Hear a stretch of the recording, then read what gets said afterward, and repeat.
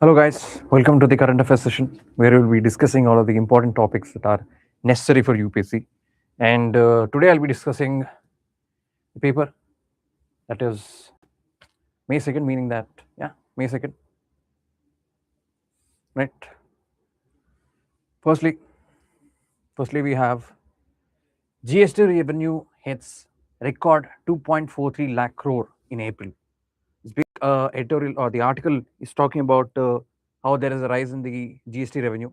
But what you need to know is that the GST revenue that has risen is mainly about the imports, not the domestic revenue, right? It's saying that the gross collection from imports grew nearly 26%, right? Anything that is imported from the foreign country, that is what it's talking about. So the GST collected from foreign imports, the GST collected from the foreign imports has increased to 26%, whereas domestic sales has increased only by 4.3%. So that is very low. That still means that many of our what do you call uh, companies and people and individuals all are dependent on foreign imports rather than being dependent on domestic supplies. That shows that we are paying more to the foreign countries than we are paying to the domestic suppliers. This is one aspect, but at the end of the day, GST obviously goes to the center, then states, right? So that doesn't matter in this aspect. But when it comes to actual growth of India, it requires more domestic purchases rather than importing from other countries such as USA or UK or China. But according to this article, it says that gross collections improved from 26% nearly, mainly for imports, and domestic sales only grew by 4.3%. Now, what is the reason we are using or studying the imports of GST? The reason we are studying the imports of GST is because usually the seller pays the government, right? Seller takes from the buyer. Usually, whenever GST is collected, seller takes from the buyer and pays the GST. This is how normal GST works. But when it comes to imports or the imports from foreign countries, the GST collection is a different manner. How it happens? As the foreign entity is not present in India, right? Like for example, let's say Google Ads is happening. Someone is actually using Google Ads to play ads, but Google is not in India. So what will they do? They will take money from the buyer, right? They're taking money from the buyer, and the buyer is paying the government.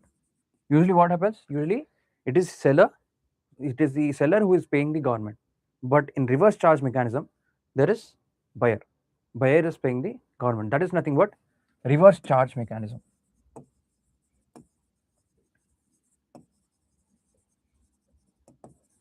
Reverse charge mechanism is nothing but where the GST is collected by the buyer and then it is paid to the government. Usually, what happens? It is the seller who is taking from the buyer and paying it to the government.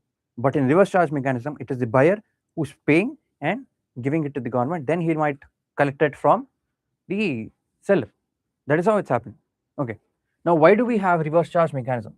The reason we have reverse charge mechanism is because one, there might not be a foreign entity in India, right? The foreign company might not be present in India. Secondly, there might be unregistered suppliers, right? There might be unregistered suppliers. One, not being in foreign. Two, unregistered suppliers. Or three, then there are specific goods and services for which they will actually use specific or reverse charge mechanism. One, if there is no foreign entity. Two, unregistered suppliers, meaning that there is vendors, there is all the mandis, all of these are there, they are not charged at all. Why? That is why there is reverse charge mechanism for those aspects. And for specific goods, what are the specific goods? It could be security service, right? Security service is there, then goods transport, then legal service. For all of these services, we charge reverse charge mechanism. That is what this particular article is talking about. What? One, that imports have increased, or the GST collection from imports has increased by 26%, and the domestic sales has decreased, increased only by 4.3%, meaning that our Indian suppliers or Indian producers are mainly dependent on foreign suppliers. And whenever this is happening, the GST is collected by reverse charge mechanism. Reverse charge mechanism is nothing but where the buyer is paying the GST rather than the seller, which is the normal way, right? Seller is paying the GST to the government is a normal way, where the buyer is paying to the government is a reverse charge mechanism. And this reverse charge mechanism happens in three main aspects. One is that not being a foreign entity, two, unregistered supplier, three, specific goods, and those specific goods include security forces, goods transport, and also legal services. That is all about this article. Moving on. No matter what is happening, that the external tensions are causing a fuel supply shortage in India, and many people are panicking, this leads to increase in demand, and whenever there is increase in demand, there is increase in supply, and with amount of heat wave that is coming in India, everything is a little haphazard in India at this time of the year, right?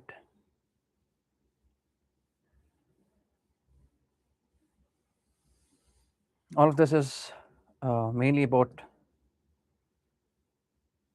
Telangana news, right?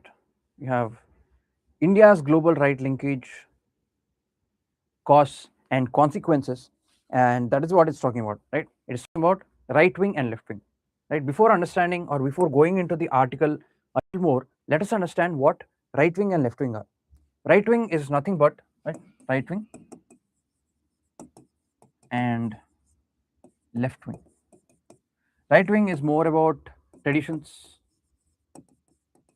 culture, nation, whereas left wing is about equality,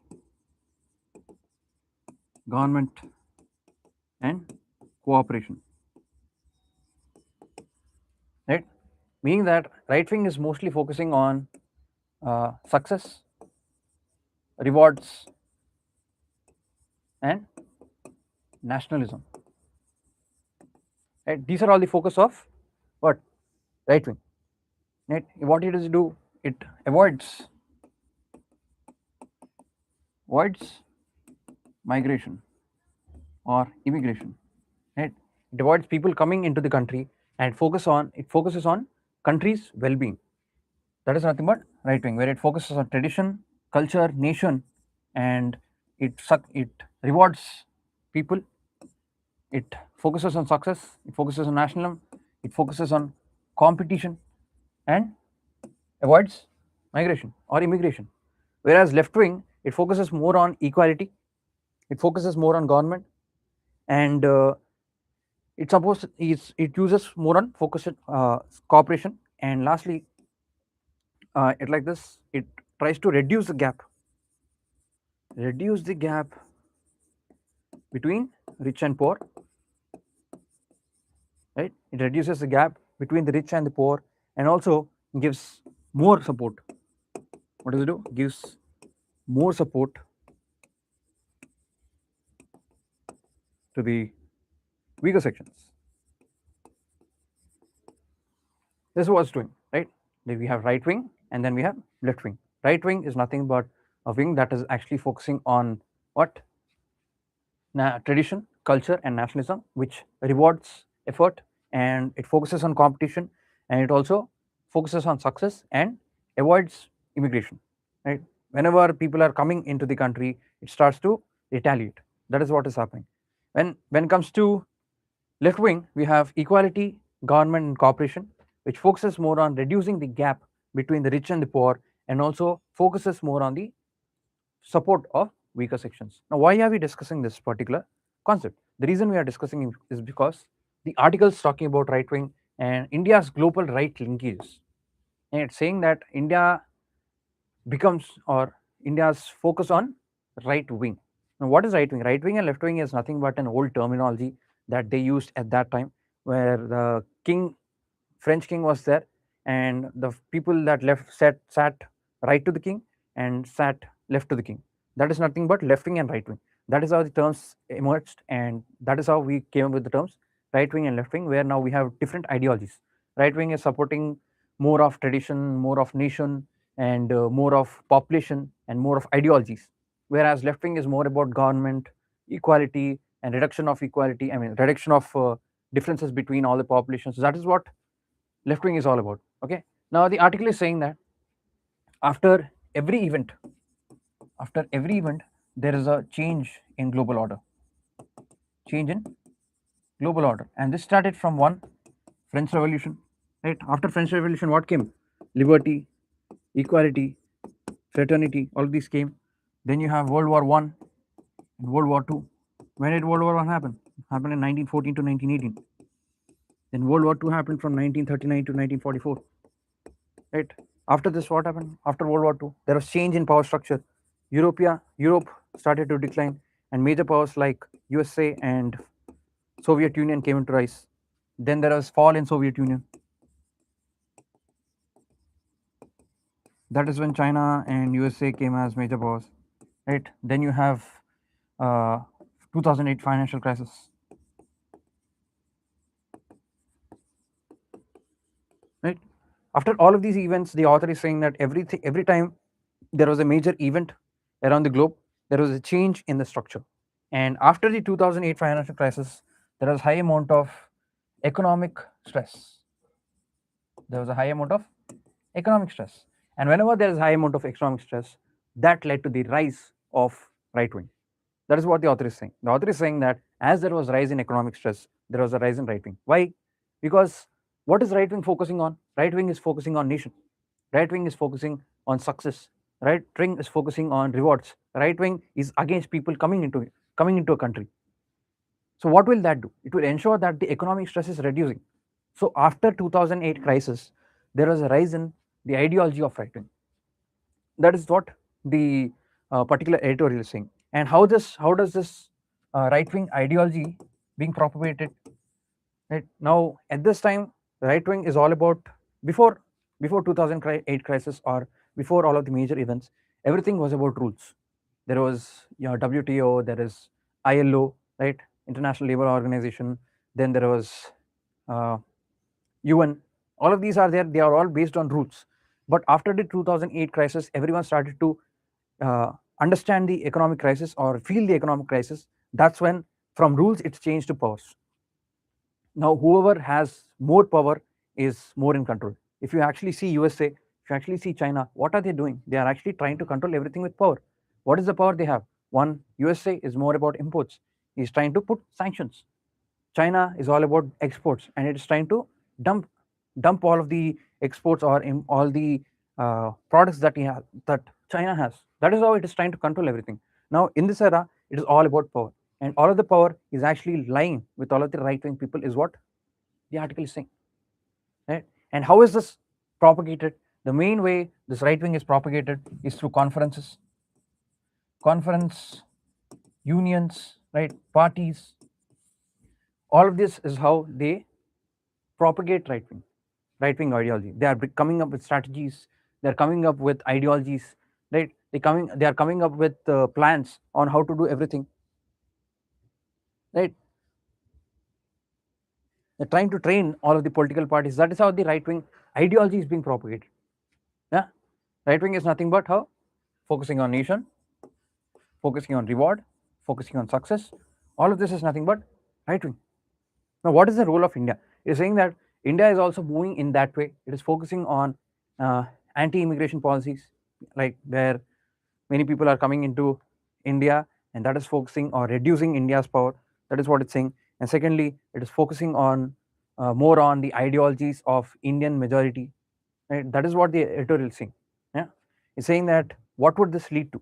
This would mainly lead to inequality. Obviously, what is opposite of right wing? Opposite of right wing is equality, cooperation, reduction of disparities between the rich and the poor, and supporting the weaker sections. That is all the opposite of right wing. If there is supporting of right wing, what will happen? The left wing will reduce, meaning that the people who are supporting for equality, the people who are actually supporting the government, government should be involved more, and then what do you call? and the reducing the difference between rich and poor, and also the supporting of weaker sections starts to reduce, right? As it starts to reduce, what will happen? There will be more inequality in India. So it is trying to put out that an ideology that is common around the world through power is leading to chaos in India, and how there is high inequality and high rise of inequality is on the rise, right? It's saying that there is high rise of inequality because of this ideology. Now, again, this is not the problem of the people who belong to the right wing. Obviously, when something is going on and when some people are actually focusing on something else, what if the whole globe is on right wing? So obviously India also has to be on that side, because India needs the support of other countries. Only when India needs the support of other countries, that's when it can actually do something. And the only way it can do something like that is when it supports that ideology that the globe is participating in. So India is also trying on that manner. But what is happening? So it is not India's mistake or any country that is actually adopting the right wing. It is the mistake of the globe or the superpowers that are encouraging the right wing and ensuring that there is no liberality in the around the globe. What happens? There is no When there is no liberality, this is what happens. Everyone is trying to close their doors. Whenever they are trying to close their doors, what happens? Reduction in inequality. I mean, increase in inequality. That is what happens. So that is what the author is saying. And in order to reduce all of this, we need to focus a lot on what? We need to focus a lot on addressing the inequality. And I think building alliances is more important when it comes to these kind of things, because building alliances ensures that we are moving away from the right wing, right? What is right wing? Right wing is closing the doors, whereas building alliances is opening the doors. So we need to reduce inequality and increase global alliances, right? That is how the right wing ideology can reduce and ensure that there is liberality or equality among all of the people. That is all about this article. Then you have Abu Dhabi exits OPEC for an ascent of peak oil. We usually have this organization called OPEC, right? OPEC is an organization which includes Saudi, Iraq, and Algeria, Nigeria, and we have Gabon, Libya, and mhm,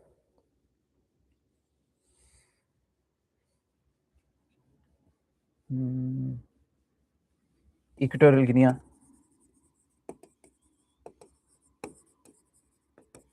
Democratic Republic of Congo, and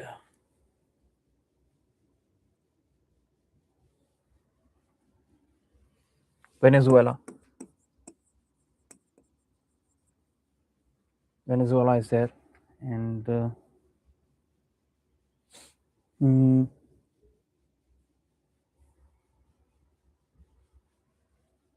Kuwait.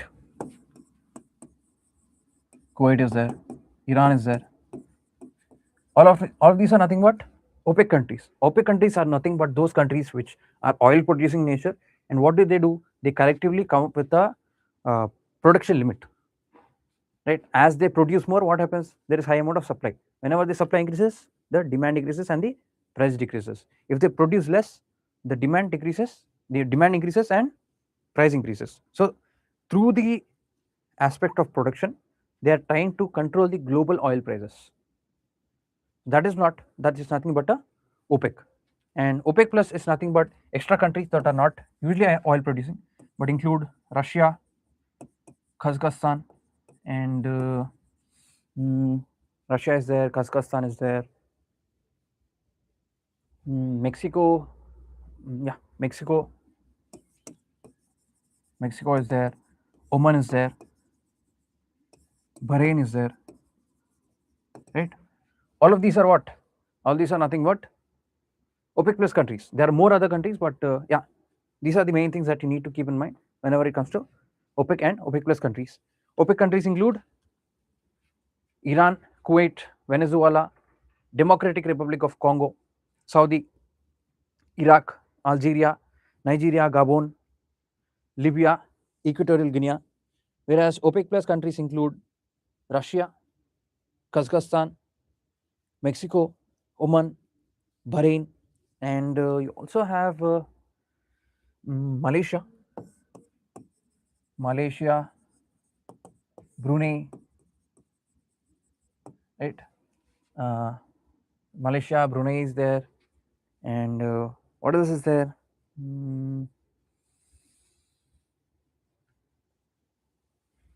I guess Sudan is also there. Sudan, and South Sudan. All of these are belonging to OPEC plus countries, right?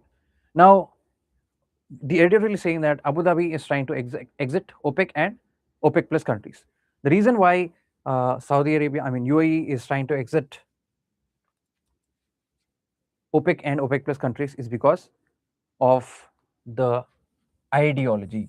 The main ideology, what is the main ideology? It is saying that we collectively decide on a production limit, and based on the production limit, the global prices will rise or fall. But here it's saying that UAE's main or highest amount of production is 5 million per barrel, 5 million barrels per day. UAE can produce 5 million barrels per day. But according to the OPEC, they put a limit of 3.5 barrels. 3.5 million barrels per day is the limit. So what is happening? 1.5 million barrels is being wasted. So there is no profit for 1.5 million barrels. So it is reducing the profit amount for who? UAE. So in order to move away from the what you call collective ideology where they are focusing on production, UAE wants to move out and get more profit. Why it wants to get out more profit? Because this is the time where oil production or oil dependence is starting to reduce, meaning that all the countries are moving away from oil, they are moving towards electricity. So all the countries that have lithium or copper or silver, those countries will start to rise. All the countries that are not are all focusing on oil will start to fall. So before everything falls down, UAE is trying to get more profit, and the only way it can get more profit is by getting out of OPEC.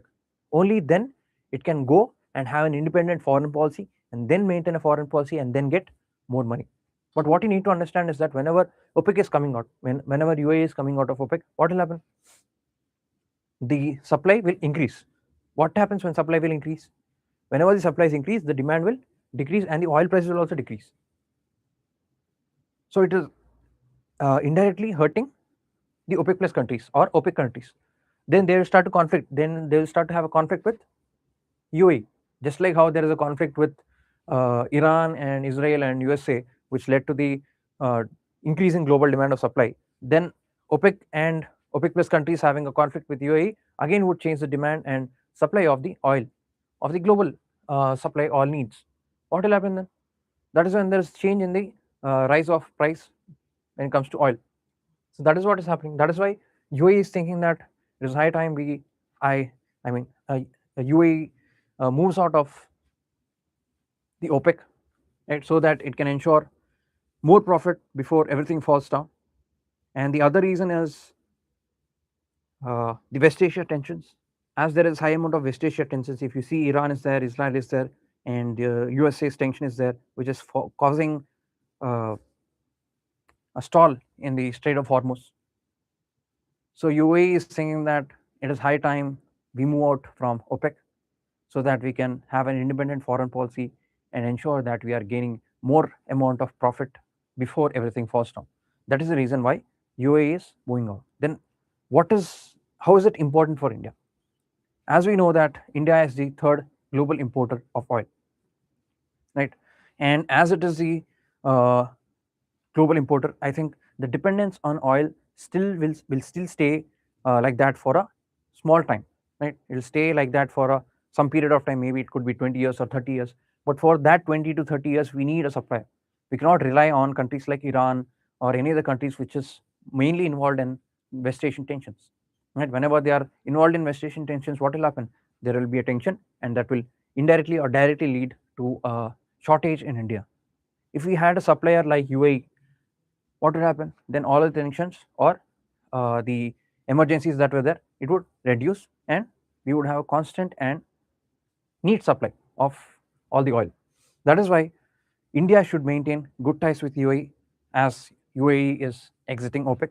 Whenever UAE is exiting OPEC, we need to build more alliances with UAE so that we can have a long-term supply of oil and better strategy rather than depending on Russia's oil or Iran's supply and focusing on USA's sanctions. Right? Instead of focusing on all of these, you can actually build ties with UAE, which is actually a major producer, and ensure there is constant supply of oil. That is what is given in this particular editorial, meaning that UAE is shifting away from OPEC. Right? That is all for today's newspaper. Right? Hope you guys have learned a lot about OPEC countries, then about the right-wing ideology, and also what reverse charge mechanism is. Right? All of these are actually important topics. Reverse charge mechanism is important for UPSC prelims. When right-wing comes, when it comes to right-wing, it is usually important for international ethics, right, in GS4, and also governance in GS2. And this you can use it in economy in GS3, right? So that's all for today's newspaper. Thank you guys. Right, meet you guys on Monday.